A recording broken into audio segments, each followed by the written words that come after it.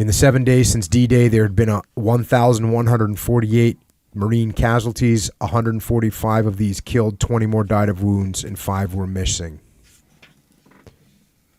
The North Koreans, Puller said in his deep drawling voice, are defending the city in such a way as to force us to destroy it. There's $1 billion worth of publicity in this. So this is when they're trying to get into Seoul. And the North Koreans are defending Seoul very hard. And Puller basically has to get ultra aggressive in trying to take Seoul.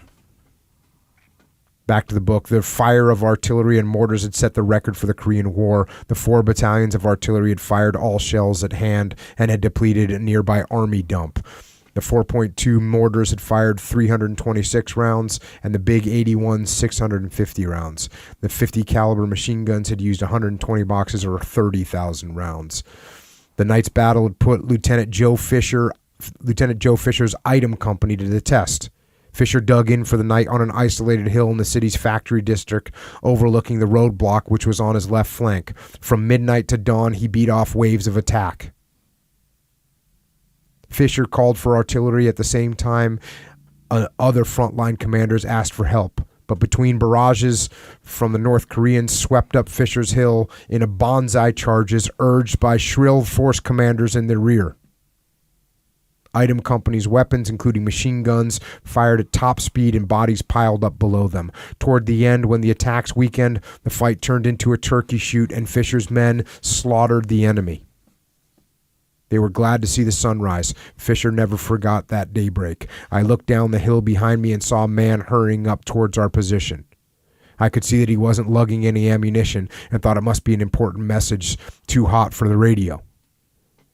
Then I saw that it was Colonel Puller's runner, and he had brought us a bottle of black and white scotch.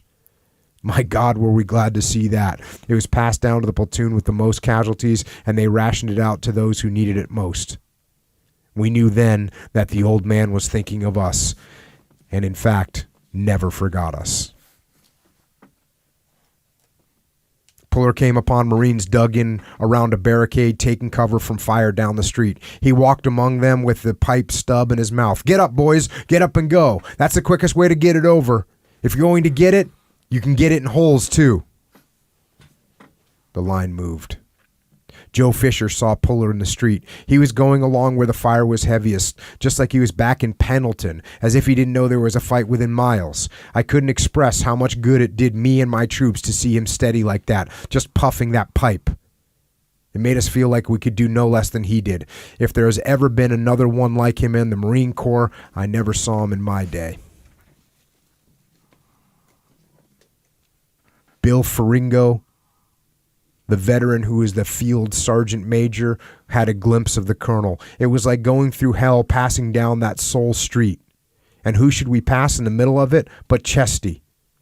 It was so hot that I thought the grenades and ammunition we carried would explode. The flames almost met over our heads from the burning houses, but the colonel didn't seem in the least concerned.